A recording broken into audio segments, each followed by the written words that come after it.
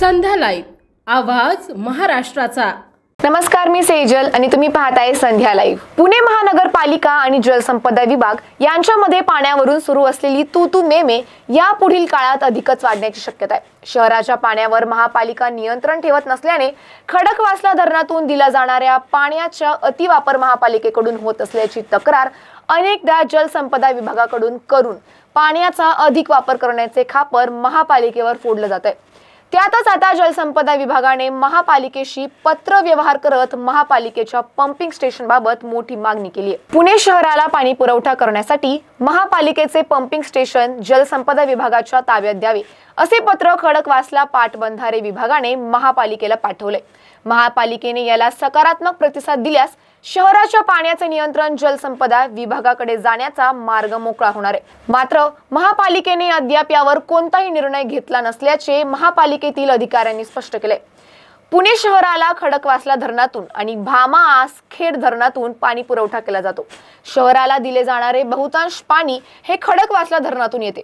धरणाच्या ठिकाणी महापालिकेचे पंपिंग केंद्र आहे। हे पंपिंग केंद्र जलसंपदा विभागाच्या ताब्यात देण्याचा आदेश काही दिवसांपूर्वी महाराष्ट्र राज्य जलसंपत्ती नियामक प्राधिकरणाने दिला आहे। याचा आधार घेऊन जलसंपदा विभागाने महापालिकेला पत्र पाठवून या आदेशाची आठवण करून दिली आहे। पुणे शहराला सध्या प्रत्येक वर्षी 14.28 अब्ज घनफूट TMC पाण्याचा कोटा आरक्षित करण्यात आलेला आहे। मात्र गेल्या काही वर्षांमध्ये शहराचा वाढलेला विस्तार आणि वाढलेली लोकसंख्या यामुळे शहराला आरक्षित केलेल्या कोट्यापेक्षा अधिक पाणी महापालिकेला लागते।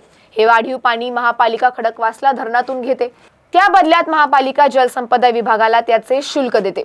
हे वाढीव पाणी घेतल्यामुळे महापालिकेला दंड भरावा लागतो। महापालिकेला मंजूर कोट्याव्यतिरिक्त महापालिका अधिक पाणी घेत असल्याने जलसंपदा विभाग आणि महापालिका प्रशासन यांच्यामध्ये अनेकदा आरोप प्रत्यारोपाच्या फेरी झडलेल्या आहेत।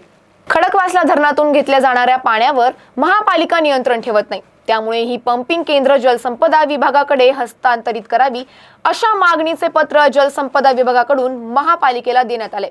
महापालिकेने आपली पंपिंग केंद्र जलसंपदा विभागाकडे हस्तांतरित केल्यास महापालिका प्रशासनाचे त्यावरील नियंत्रण संपणार आहे। परिणामी शहराला पुरेसे पाणी मिळेल की नाही याबाबत शाश्वती राहणार नाही। जलसंपदा विभागाने लिहिलेल्या पत्रावर महापालिका काय उत्तर देते याकडे आता सर्वांचे लक्ष लागलेत। अशाच माहितीसाठी आमच्या संध्या लाईव्ह चॅनलला लाईक, शेअर आणि सबस्क्राईब करा।